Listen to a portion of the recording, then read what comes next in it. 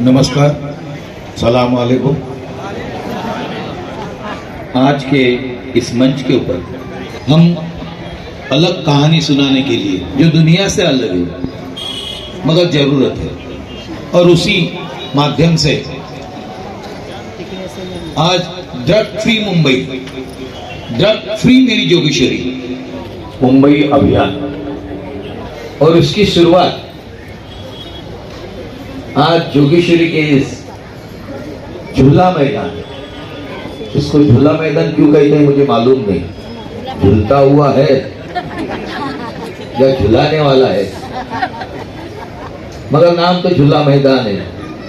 ईदगाह मैदान तो मैं समझ लेता हूं कि वहां नमाज पढ़ते, ईद की नमाज पढ़ते, और अलग काम के लिए हम यहाँ ये कार्यक्रम रखा है। उसके लिए उपस्थित समीर जी, वानखड़े साहब, धन्यवाद। आप यहाँ हमें बुलाने के ऊपर आप आए। उजाल साहब भी एक काम में व्यस्त थे, 5 लाख की चोरी हुई थी। मैं एसीपी साहब को कहा बाबा चोरी अलग बात है, हमें घर सुधारना है, बच्चों को सुधारना है, तो उतना ही जरूरी काम है चोरी से, उनको भी उधर आना है। तो चोरी बाजू में रख के थोड़े टाइम के लिए हैंड ओवर करके आप भी आए, धन्यवाद। वर्षा विद्या विकास विलास ये भी यहाँ आए। मुझे बांद्रा में एक मीटिंग था या सभा थी जियो के अंदर, वहां मुझे मिले थे। हमारे लोकसभा के स्पीकर उस दिन आए थे, और उनके बुलावे से मैं भी वहां गया था, और वो लोग भी आए थे। ओम बिरला जी आए थे, मनीषा वायकर जो आपके यहाँ उन्होंने इलेक्शन लड़ाया था वो भी साथ में आई है। और ऐसे मैटर में कोई मिसेस को या लेडीज को लेके नहीं आती है, एक भयावह स्थिति है ये, तो भी वो भी जानबूझ के आई है। संपतराव पाटिल जी, आप भी यहाँ उपस्थित हैं, आपके पास कानून भी है और लॉ भी है, लॉ एंड ऑर्डर, यानी एसीपी का जो काम होता है वो डीसीपी से भी अलग होता है, यानी अपील जैसे करते हैं वैसे ही केसेस उनकी यहाँ चलती है, बराबर है ना। तो वो भी यहाँ मौजूद है। मेघवाड़ी पुलिस स्टेशन के सीनियर संभाजीराव यादव, आप भी यहाँ मौजूद है। ज्ञानेश्वर सावंत, हुसैन खरोड़ी, यहाँ मंच पर बैठे हुए सभी सम्मानित भाइयों और बहनों, मैं इलेक्शन के टाइम में जब गली गली घूमता था, मुझे आपने वादा किया था, साहब एक बार अब मुझसे चूक हो गई है, अभी नहीं होगी, मगर वापिस चूक की, ठीक है। तभी कई महिलाओं ने मुझे कहा था कि साहब ये नशा यहां चलती है, इस बस्ती के नौजवान ड्रग के अंदर खींचे जा रहे। तो उसके पहला भी मैंने विधानसभा में इसके बारे में आवाज उठाई थी। जो पैडलर इस बस्ती में है, तो हमारे पुलिस डिपार्टमेंट को मालूम नहीं है क्या? यह आत्म परीक्षण आपको ही करना है। जब एक पत्रकार ने कहा, जो मलाड से आया हुआ है, जब उस पत्रकार ने वहां आवाज उठाया तो उसके ऊपर ही एफआईआर होता है। मैं जाने वाला हूं पुलिस शहर में। जब नशा के बारे में हम बात करते हैं, समाज सुधारने के बारे में हम बात करते हैं, तो उसको सपोर्ट देना चाहिए, क्या उसके पीछे लगना चाहिए? नहीं। हमें समाज में परिवर्तन लाना है, हमें समाज सुधारना है, तो हमें पत्थर की या कोई मारने वाले होंगे तो उसकी फिक्र नहीं, हम ठोसे को ठोसा मारेंगे, फाइट को फाइट देंगे। जिसको भी जो करना है वो करे, मगर डरेंगे नहीं। ये नशा मुक्त मेरी जोगेश्वरी इलाका, मेरा लोकसभा, मुझे मुक्त करना है। सबसे पहले मैं हमारे जो आदरणीय एमपी साहब है वाइकर साहब का बहुत बहुत धन्यवाद देना चाहता हूँ। ये मेरे ख्याल से, मैं हिंदी में बोलूँगा, क्षमा चाहता हूँ मराठी क्योंकि ज़्यादा मेरी माँ हिंदी में सुनना चाहेंगे। हाँ, तो सबसे पहले इनका धन्यवाद मैं हमारे माननीय खासदार जी का देना चाहता हूँ कि शायद ये भारत में पहले ऐसे खासदार होंगे, एमपी होंगे, जिन्होंने ग्राउंड जीरो में आके, जहां पर ड्रग रिलेटेड एक्टिविटी है वहां पर आके इन्होंने सबसे पहले ऐसा एक शिविर रखा। तो मैं बहुत बहुत धन्यवाद देना चाहूंगा सर। बहुत सारे देखा हूं मैंने कि लेक्चर्स देना या फिर अपने एसी में बैठ के आदेश देना, लेकिन पहली बार ऐसा कोई हमारे एक रिस्पेक्टेड एमपी साहब को देखा जो ग्राउंड में आके पब्लिक से बात करें और ऐसा कार्यक्रम रखा। हमारे आदरणीय एसीपी साहब पाटिल साहब, इनके साथ भी काम किया हूँ, वेरी फाइन ऑफिसर, उनका भी बहुत बहुत धन्यवाद देना चाहता हूँ। हमारे सीनियर पीआई साहब, अभी उनके साथ भी हम काम करेंगे। मेरी बहन आदरणीय हमारी ताई वर्षा ताई के साथ में बहुत दिन से काम कर रहा था एनसीबी में, जब एडिशनल कमिश्नर था तभी भी उनके साथ काम किया है। मेरी बड़ी सिस्टर हमारी आदरणीय ताई, आपका भी बहुत बहुत धन्यवाद, आप भी टाइम निकाल के आए हैं यहाँ पर। तो सबसे पहले मैं ये कहना चाहूंगा, ये जो इलाका है आपका बैंड्रा प्लॉट, यहाँ पर भी मैंने बहुत सारी कार्रवाई की है। आपके इलाके में कुछ गंदे प्रकार के लोग थे, उनके खिलाफ भी हमने एक्शन ली है। 2-3 जो गैंगस्टर टाइप लोग होते थे, जो डॉन टाइप लोग होते थे, उनके ऊपर भी एक्शन लिया हमने यहाँ पर। तो ये 4-5 प्रकार के ड्रग्स हैं आपके सामने जो चैलेंज एक है। एसीपी साहब ने जैसा अभी मेंशन किया कि कुछ प्रकार के ड्रग्स जो बाहर से भी आते हैं, कोकेन आता है, हाइड्रोपोनिक वीड आता है, जो बहुत महंगे होते हैं, लेकिन आपके एरिया में वो ज्यादा प्रचलित नहीं है। आपके एरिया में कौन से जो सस्ते प्रकार के ड्रग्स होते हैं, जो कभी आंध्रा से आता है, कभी कर्नाटक से आता है, कभी गुजरात से आता है, कभी महाराष्ट्र के कुछ इलाकों से आता है, गांजा जैसी चीजें, चरस भी मैंने आपको बताया। तो वो क्योंकि सस्ते में होता है, सस्ते में अवेलेबल होता है मार्केट में। यहाँ पर जब कार्रवाई की मैंने, तो यहाँ पर 2-3 प्रश्न भी जो हमारे माओ ने, बहनों ने वो टाइम पे भी बताया था, क्योंकि मेरे ख्याल से यही इलाका था, यहाँ पर ही रेड किया था मैंने। तो हमारी माओ ने बताया था कि हम पुलिस को, एनसीबी को, बाकी की जो केंद्रीय संगठनें होती है, एंटी नार्कोटिक सेल होता है, उनको भी हम बताते हैं, लेकिन हमारा निवारण नहीं होता। हम बताते हैं तुरंत। हम एक जेन्युइन प्रॉब्लम था, तो बहुत लोगों ने मुझे बताया कि हम जब इंफॉर्मेशन देते तो हमारे खिलाफ ही लोग आ जाते हैं, तुरंत उनको पता चल जाता है कि हमने इंफॉर्मेशन दी, तो हमको खतरा हो जाता है आने का। ये बहुत सही बात आपकी भी है, लेकिन मैं आपसे ये कहना चाहूँगा कि जब भी कोई एक्टिविटी अगर आपको दिखे इस प्रकार की, तो तुरंत, एक तो सबसे पहले आपका बीट होता है, उसके बाद में आपके सीनियर पीआई होते हैं, उसके बाद आपका एसीपी या डीसीपी होता है। तो अगर आप कोई सीनियर लेवल में कोई अधिकारी के पास आप जाएंगे, जैसा कि सीनियर पीआई है, एसीपी साहब है, अगर आप उनको इंफॉर्मेशन देते हैं कि ये जगह पे ये आदमी है जो हमारे समाज को खराब कर रहा है, तो मुझे 100% लगता है कि कार्रवाई होगी। कोई भी सीनियर ऑफिसर इसको अनदेखा नहीं करेगा। उनका टाइम लीजिए, थोड़ी आपको भी दिक्कत होगी, फोन करना पड़ेगा या फिर जाना पड़ेगा, थोड़ी दिक्कत होगी, लेकिन आप वो ट्राई कीजिए। जैसा मेरी बहन ने बताया, वर्षा जी ने बताया है कि ईमेल भी होता है। अगर आपको आपकी इंफॉर्मेशन नहीं देना है, अगर लाजमी सी बात होती, फैमिली होती, डर लगता है, तो अगर आपको ऐसा भी लगता है तो 100 नंबर है, 100 में भी अगर आपको फोन नहीं करना है तो मेल के द्वारा आप होम मिनिस्ट्री जैसे एनसीबी है, एंटी नार्कोटिक सेल है, क्राइम ब्रांच है, उनको भी आप मेल कर सकते हैं, आपकी आइडेंटिटी को छुपा के रख के।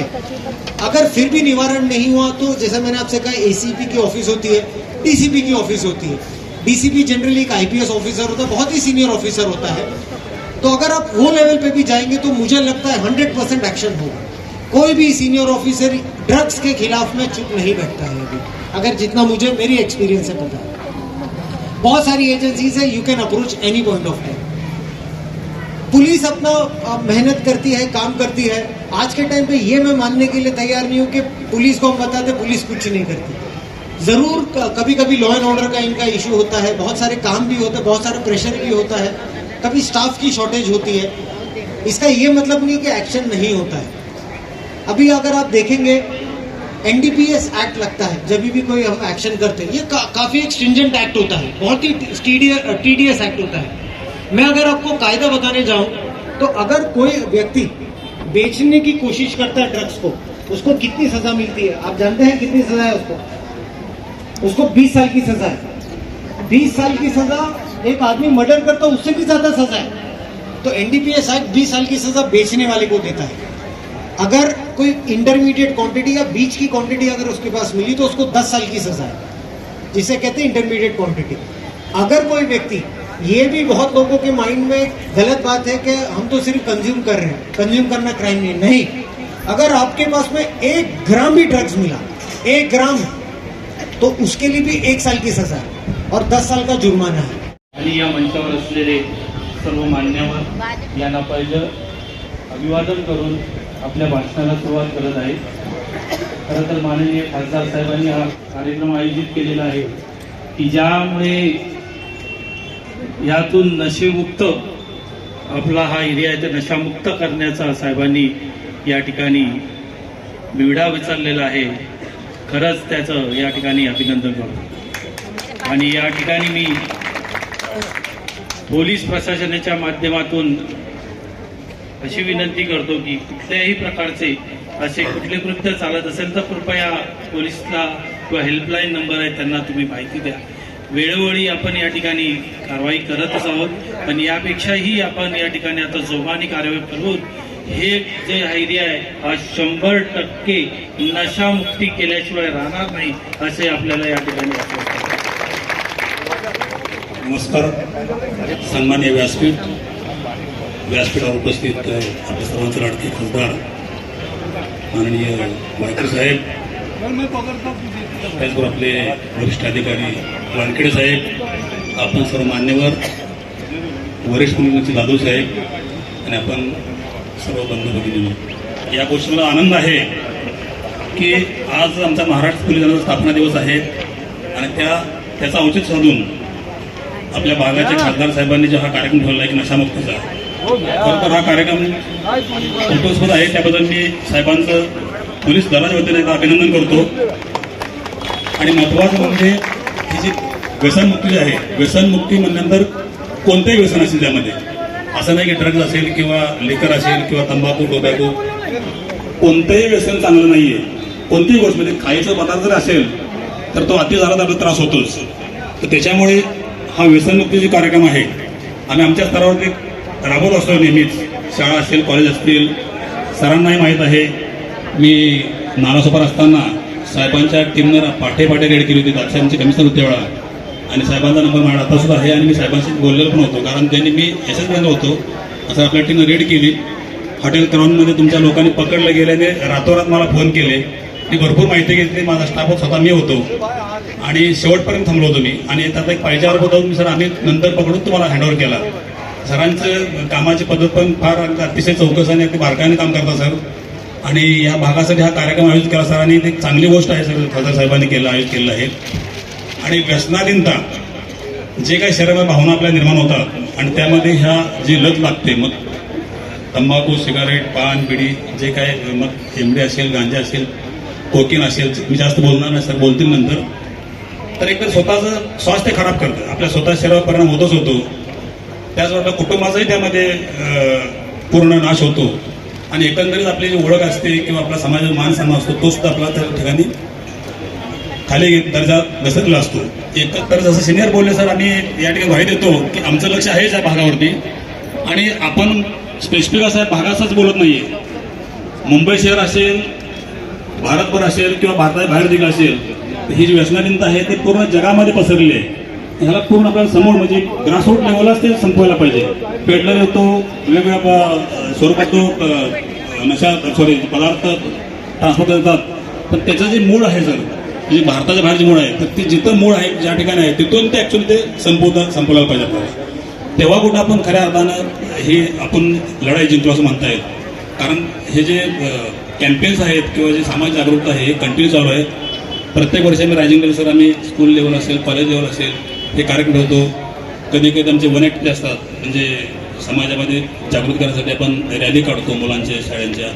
लोकसभा मतदारसंघाचे सन्माननीय खासदार श्री रवींद्रजी वायकर साहेब यांच्या पुढाकाराने आजचा हा जो काही नशामुक्ती जनजागृती अभियानाचा आज आपण इथून सुरुवात केलेली आहे आणि या कार्यक्रमासाठी इथे उपस्थित सन्माननीय समीरजी वानखेडे साहेब, वर्षाताई असतील, आमचे मेघवाडीचे ACP श्रीयुत संकेत पाटील असतील, त्याच पद्धतीने व्यासपीठावर उपस्थित माझे सहकारी आणि इतर मान्यवर.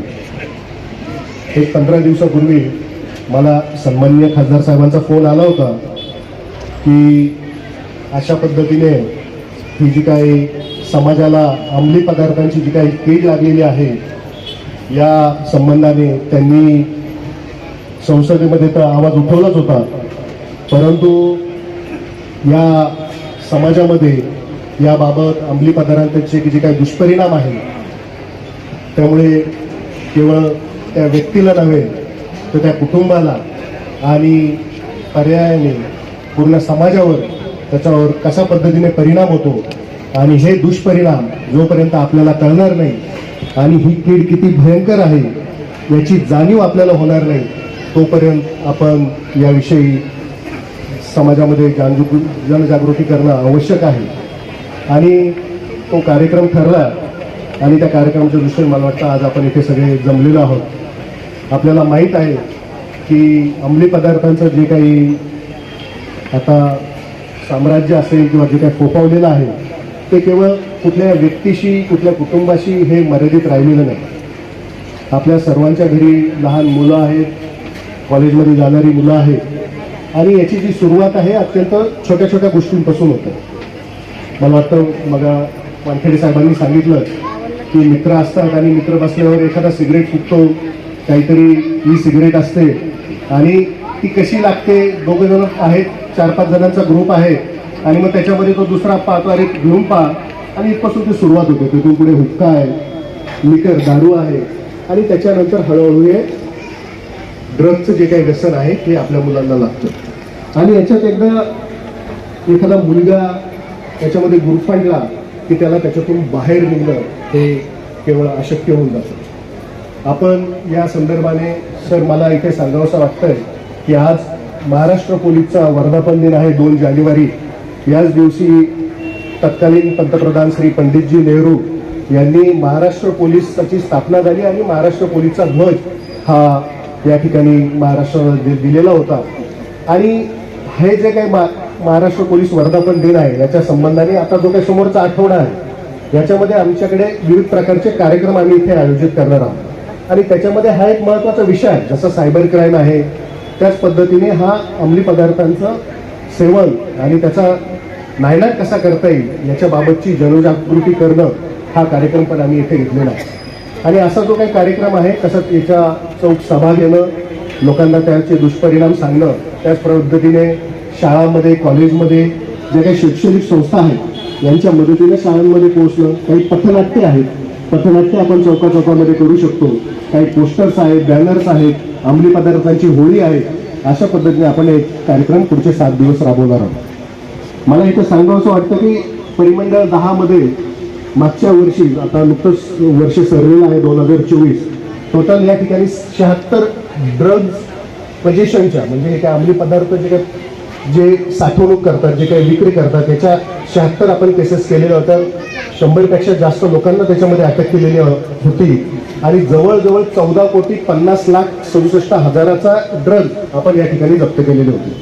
आणि त्याच पद्धतीची जी काही कारवाई आहे ती आपण यापुढेही या ठिकाणी चालू ठेवणार आहोत. आणि याच्यामध्ये फक्त ड्रग्ज विकणारा आणि ड्रग्ज साठवणूक करणारा याच्यावरच आपण कारवाई करत नाही.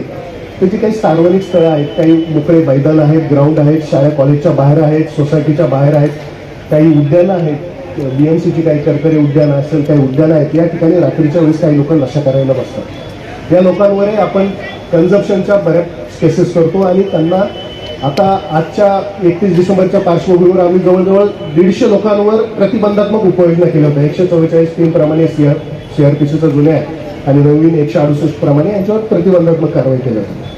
आपल्याला नशामुक्तीसाठी त्यांना टॅकल करण्यासाठी आपल्याकडे 2 पर्याय आहे. एक तर आहे कायद्याची प्रभावीपणे अंमलबजावणी, आणि ती बजावणी करण्यासाठी शासनाच्या विविध संस्था आहेत. जसे इथे समीर वानखेडे साहेब बसलेले आहेत, त्यांच्या माध्यमातून होतात. त्याच पद्धतीने पोलीस विभागाच्या माध्यमातूनही या पद्धतीने त्यांच्यावर केसेस होतात. आणि हा जो कोणी काही साठवणूक करणारा असेल, विक्री करणारा असेल, त्याच्यापुरती कार्यवाही मर्यादित न राहता याचं मूळ हे कुठे बनवले जातात, कसे त्या पद्धतीने ते सप्लाय केले जातात, ती पूर्ण चेन जे आहे ते शोधून काढण्याचं काम या एजन्सीमार्फत केलं जातं. मला इथं सांगावं असं वाटतं की या अंमली पदार्थाच्या सेवनामुळे केवळ एखाद्याच्या व्यक्तीच्या म्हणजे त्याचं फिजिकल असेल, त्याची मेंटल हेल्थ असेल, त्याच्यावर परिणाम होत असतो. आणि तो जो काही याच्या अंमली पदार्थाच्या आहारी जर एखादा मुलगा गेला तर त्याची शारीरिक हानी तर होतेच, तो कमजोर होतो, परंतु त्याची मानसिक, वैचारिक ही सुद्धा खूप मोठ्या प्रमाणावर हानी होते. आणि याचे जे परिणाम आहेत त्या व्यक्तीपुरते मर्यादित न राहतात, त्याचे रिपरकेशन जे आहे ते कुटुंबामध्ये पडतात. जर एखादा मुलगा जर आहे तो जर नशा करायला लागला तर तो कायम आपल्याला त्याचे सिम्पटम्स कळायला पाहिजे. तो एकटा राहतो, कायम मित्रांमध्ये राहतो, खोटं बोलतो, कायम पैशाची गरज पडते आणि या लागणाऱ्या पैशाच्या गरजेमधून तो गुन्हेगारीकडे वळतो. आणि त्याच्यामुळे तो जो काही परिणाम आहे तो त्याच्यावर, त्याच्या कुटुंबावर आणि या नशेमुळे, या लागलेल्या किडीमुळे तो गुन्हेगार बनतो आणि त्याचा परिणाम पूर्ण समाजाला भोगावा लागतो. त्याच्यामुळे मला असं वाटतं की या संबंधाने आपण सर्वांनीच त्यामध्ये जागरूक राहिलं पाहिजे. आणि केवळ हे आपल्यापुरतं, आपल्या मुलापुरतं, आपल्या कुटुंबापुरतं न राहता पूर्ण समाजामध्ये जे काही घडामोडी चाललेल्या आहेत त्याच्यावर आपली नजर राहणं आवश्यक आहे. आजाद मुल्क बनाया और विश्व का 4थे नंबर का सबसे ताकतवर मुल्क हिंदुस्तान है, और मुंबई की पुलिस 2nd नंबर थी, अब 1 नंबर है पूरे वर्ल्ड की पुलिस से. तालियां. आइए राजेश साहब. हिंदी की मराठी? हिंदी. सबसे पहले महाराष्ट्र की धरती पे हम खड़े हैं, यहाँ पर हम पैदा हुए, तो छत्रपति शिवाजी महाराज जी को वंदन करते हुए महामानव भारत रत्न डॉक्टर बाबा साहेब आम्बेडकर की याद में इस मंच पे उपस्थित सभी मान्यवरों को ध्यान में रखते हुए, मेरे क्षेत्र को सलाम करते हुए, पत्रकारों को याद करते हुए, ड्रग्स बेचने वालों को अभी से यहीं से उनकी जगह दिखाने वाले, सभी जगहों पे उनकी जगह एक्चुअल में जेल के अंदर है. यहीं से शुरू करते हुए मैं बताना चाहता हूं कि 6 दिसंबर 2024 हमारे इस लोकसभा विधानसभा क्षेत्र में इस नशा मुक्ति अभियान का हमारे पत्रकार भाइयों के माध्यम से हमने मुहिम शुरू की. हमने देखा इलेक्शन के माध्यम से हर विभाग में जब हम गए तब हमने देखा कि चरस गांजा अफीम एमडी वानखेडे साहेब, ह्या नशेच्या अधीन झालेले लहान लहान मुलं, लहान लहान मुली प्रत्येक विभागामध्ये आम्हाला एवढ्या मोठ्या संख्येने मिळाले. त्याच्यामध्ये धर्म, जात, पंथ काही नव्हतं. जेवढे हिंदू, तेवढे मुस्लिम, तेवढे शीख, तेवढे ईसाई. कारण प्रत्येक वयाच्या कॉलेजच्या मुलांकडे आम्ही बघितलं तेव्हा आम्हाला त्या नशेच्या अधीन लोक दिसली. हमने इस लोकसभा विधानसभा क्षेत्र से बेड़ा उठाया है कि जो भी लोग यहाँ पर चरस गांजा अफीम बेचते हैं उनकी ढींड निकालने का प्रयास किया था. सोचा था कि उनकी ढींड निकालेंगे, पर वाइकर साहब ने कहा सबसे पहला उनको ना एक कपड़े की दुकान, चाय की दुकान, पान की दुकान, गोली बिस्किट की दुकान खोलने का एक मौका देना चाहिए, अपने आप को बदलने का एक मौका देना चाहिए. तो हमने वाइकर साहब के इस मंच के माध्यम से वानखेड़े साहब के उपस्थिति में यहाँ के सभी दिग्गज जो चरस गांजा अफीम बेचते हैं उनको मैं मेरी पत्रकारिता के माध्यम से उनको आह्वान करता हूँ, आप भी बदल जाओ, समय है, रुक जाओ, यहीं पे झुक जाओ और कोई दूसरा धंधा चालू कर दो. क्योंकि हमारे बच्चों का भविष्य, जैसे मेरी बहन ने कहा, इस देश का अगर बुरा चाहोगे तो देशद्रोही कहलाओगे और देशद्रोही को माफी नहीं. इसी बात को यहीं पे विराजमान और रुकते हुए मैं वानखेड़े साहब और भी सब लोग यहाँ पर बैठे हैं, तो मैं ज्यादा कुछ नहीं कहूँगा, पर जीवन की आखिरी सांस तक इस ड्रग, चरस, गांजा, अफीम के विरोध में आंदोलन करता रहूंगा. चाहे जीव या मरूं, मुंबई पुलिस से अंतिम में एक ही मैं निवेदन करना चाहूंगा। हमारी मुंबई पुलिस इस वर्ल्ड की सबसे तेज पुलिस में एक है।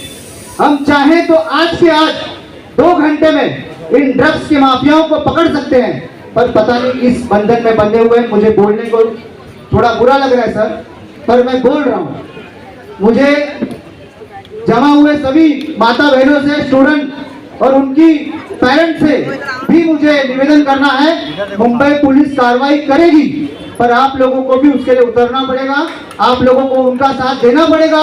और अगर आप लोग साथ देंगे तो मैं जरूर कहूंगा कि वाइकर साहब इस महाराष्ट्र के नहीं, इस देश के सबसे पहला ऐसे नेता होंगे जिन्होंने अपने लोकसभा विधानसभा क्षेत्र से ड्रग्स, चरस, गांजा, अफीम को साफ कर दिया।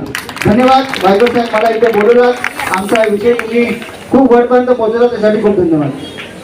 अब मैं हमारे पुलिस स्टेशन जोगेश्वरी मेघवाड़ी के सीनियर साहब जनाब संभाजी जादव साहब, जो पुलिस सीनियर हैं, आवाज जरा।